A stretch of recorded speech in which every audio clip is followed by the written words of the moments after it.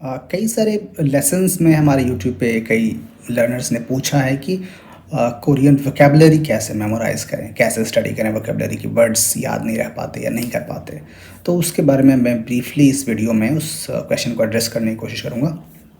तो देखिए, वर्ड्स को और वोकेबलरी को याद करना तो वो एक मैकेनिकल प्रोसेस है, वो रटना ही पड़ेगा, उसका कोई शॉर्टकट नहीं है। ठीक है? कोई भी आपको ऐसा कोई मंत्र नहीं दे सकता है कि उस मंत्र का पाठ करने से आपको अपने आप ही वर्ड्स याद हो जाएँ, ऐसा नहीं होता है। आपको करना पड़ेगा, वो रटना पड़ेगा, बोलेंगे भी, फिर से रिवाइज़ करना पड़ेगा। तो वो तो है, पहले मैं इसको क्लियर कर दूँ। लेकिन कुछ तरीके हैं जिनसे आप उनको थोड़ा-सा इफ़ेक्टिव तरीके से स्टडी कर सकते हैं।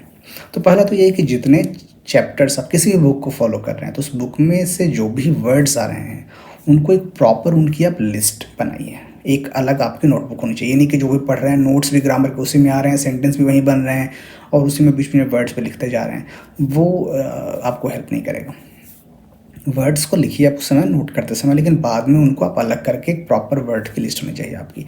और वर्ड्स को, ये प्रॉपर रिसर्च है इसके ऊपर में कि वोकेबलरी को याद करने में सबसे बड़ा रोल रिवीजन का होता है। आप एक दिन बैठ के उसको 8 घंटा पढ़ लें, उससे बेहतर है कि आप उसको 1-1 घंटा 8 दिन पढ़ें, है ना? एक रेगुलर रिवीजन उसका होता है मल्टीपल टाइम्स, तब जाकर के वर्ड्स आपके वो परमानेंट मेमोरी में जाते हैं। ठीक है? तो आप कोशिश कीजिए कि याद करने के बाद में एटलीस्ट 3 दिन में, 2 दिन में या हफ्ते में एक बार उसको लिस्ट के को पूरा देख लीजिए। ये नहीं कि दोबारा बैठ कर रट रहे हैं। रटने का काम आपने एक बार कर लिया, उसको मेमोराइज़ कर लिया आपने, उसके बाद उसको 2 दिन 3 दिन में एक बार देखिए, फिर 3 दिन के बाद दूसरी बार देखिए, फिर थोड़ा गैप बढ़ाइए, फिर 5 दिन के बाद देखिए, फिर 7 दिन के बाद, फिर 1 महीने में एक बार उसको रिव्यू कीजिए। लेकिन हाँ, आप कई बार देखेंगे तब जाके वो आपको पता भी नहीं चलेगा कब वो वर्ड्स परमानेंटली आपकी मेमोरी में चले गए। एक तो वो है। दूसरी बात कि वर्ड लिस्ट जब आप बनाते हैं, तो एक तो तरीका होगा कि आपका चैप्टर वाइज वर्ड लिस्ट होगी या फिर रिलेटेड वर्ड्स होंगे, जैसे कलर के नेम, डेज़ के नेम, और ये सब ये थीम बेस्ड तो है ही। दूसरा, आप ये कोशिश कीजिए कि यूसेज के बेस्ड पे कि कौन से वर्ड्स ज़्यादा लाइकली हैं साथ में यूज़ होने के, उनको आप साथ में लिस्ट बनाइए। जैसे संडे, मंडे, ट्यूसडे आप ये बनाते हैं लिस्ट एक, तो ऐसा नहीं होता कि वो सातों दिन के नाम की ज़रूरत आपको एक बार में पड़ेगी।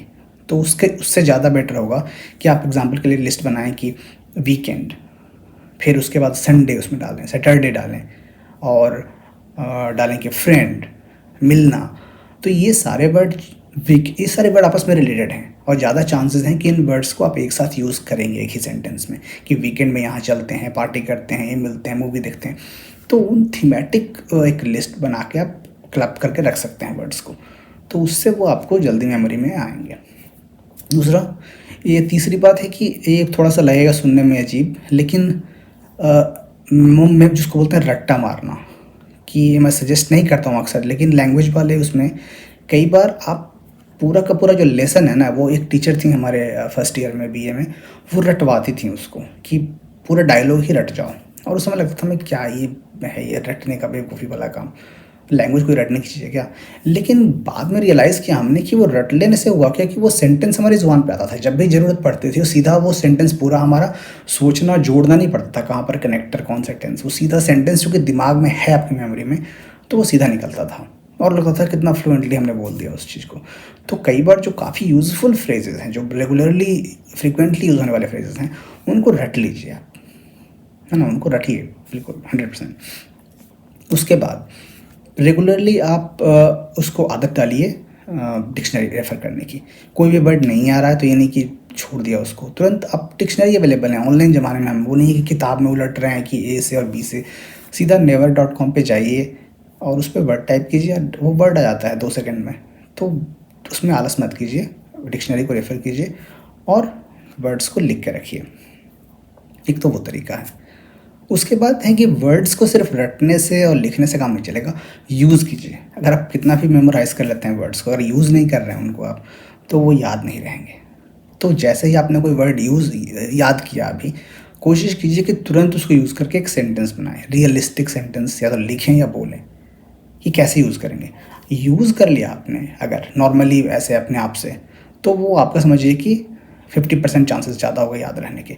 और अगर रियल लाइफ में आपने किसी से बात करते हुए या यूज़ कर लिया उस वर्ड को, तो ज़्यादा चांसेस हैं आपको मोस्टली कि वो याद ही रहेगा आपको।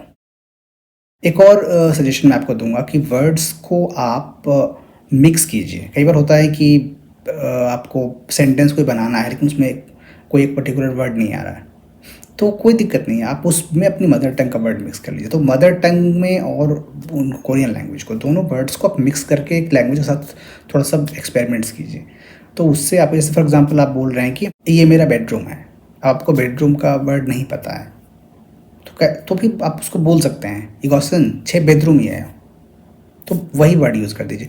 तो कई बार होता है जैसे हम लोग इंग्लिश बोलते हैं कि हिंदी में इंग्लिश मिक्स कर दिया, तो वो एक वर्ड कहीं पर नहीं आ रहा है, तो वो आप वहाँ पर मिक्स करके भी आप काम चला सकते हैं। उससे क्या हुआ कि आपकी जो फ्लुएंसी है उसमें वो रुकावट नहीं आएगी, है ना। और बाद में उसको आपको मेमोरी में रहेगा कि हाँ, मैंने ये वियर्ड वर्ड यूज़ किया था, मुझे नहीं याद आ रहा था, तो मैंने उसका अल्टरनेटिव यूज़ किया था, तो आप उसको बाद में ढूंढेंगे उसको डिक्शनरी में कहीं भी।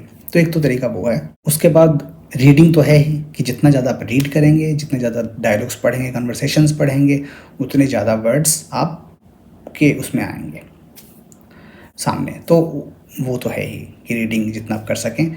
लिसनिंग कर रहे हैं तो सुनने में कुछ ऐसा लग रहा है आपको कि कोई यहाँ पर कोई वर्ड नहीं आया, तो उसको कोशिश कीजिए कि थोड़ा पॉज करके दोबारा से सुनिए और उसको लिखिए। और अल्टीमेटली जो लोगों का याद करने का तरीका होता है, कई बार होता है कि लोग बैठ के एक ही वर्ड को 10 बार लिखते हैं। कई बार होता है कि लोग उसको मन ही मन में दोहराते हैं। कई बार होता है कि लोग उसको बोलते हैं। कई बार लोग फ्लैश कार्ड्स यूज़ करते हैं। अलग अलग आप देखेंगे बहुत सारे ऐप्स भी हैं, एंकी और क्विज़लेट और कौन कौन से, मेमोराइज और ये सब। तो अब वो सबके अपने अलग अलग मेथड्स होते हैं, है ना। आपको अपना बेस्ट मेथड खुद चुनना पड़ेगा, क्योंकि कोई भी एक मेथड सबके लिए बेस्ट नहीं होगा। हो सकता है कि लोगों को लिस्ट से याद करना बहुत बोरिंग लगता है कि यार ये लंबी लिस्ट है 100 वर्ड्स की, कौन याद करेगा। और कई लोगों को है कि बिना लिस्ट के याद ही नहीं होता। तो वो आपको देखना पड़ेगा कि आप लिस्ट से आपको अच्छा लगता है, या आपको एक्सेल शीट बना के सही लगता है, या फिर आपको इमेजेस के साथ में प्रॉपर एक जो इंटरेस्टिंग से कार्ड्स बना के अच्छा लगता है, वो आप देखिए। बाकी वर्ड्स की लिस्ट जो है वो आपको, अगर आप चाहें topicguide.com इस साइट पे, या आप गूगल पे सर्च करें topic guide list of words या कोरियन वर्ड्स, तो कई सारी आपको यूज़फुल लिस्ट्स मिल जाएंगी कि सबसे इम्पोर्टेंट, सबसे कॉमन 100 वर्ब्स कौन से हैं, 100 एडजेक्टिव्स कौन से हैं, और इस तरह की लिस्ट आपको मिल जाएंगी। तो उसमें 100 ज़रूरी नहीं है, खुद आप देखिए कि कौन से जो वर्ब्स हैं और कौन से एडजेक्टिव्स हैं आप ज़्यादा यूज़ करते हैं डेली लाइफ में, है ना। ऐसा 100 के 100 तो ये नहीं यूज़ करते हैं। जनरली हम लोग खाना, सोना, उठना, मिलना, ये सब यूज़ करते हैं। तो उनकी लिस्ट बना के आप 10 की, 20 की पहले उनको याद कर लीजिए, फिर नेक्स्ट 20 पे जाइए। तो लिस्ट्स दुनिया भर के इंटरनेट पर हैं।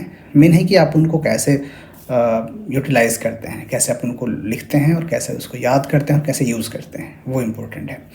तो कंक्लूज़न में यही है कि वर्ड्स को मैं प्रॉपर अरेंज करके लिखिए एक जगह, उसको याद कीजिए और उसको रिविजिट कीजिए बार बार, हर 3 दिन में, 4 दिन में, हफ्ते में, महीने में, और उसको यूज़ कीजिए। क्योंकि यूज़ अगर आप नहीं कर पा रहे हैं, यूज़ नहीं कर रहे हैं, तो वो नहीं रहेगा, भूल जाएंगे आप, उसमें कोई डाउट नहीं है। कितना भी बार आप उसको रिवाइज करें, अगर आप यूज़ नहीं कर रहे हैं लिखने में, उसको सेंटेंस बनाने में कहीं पर या बोलने में, तो यू विल फॉरगेट इट।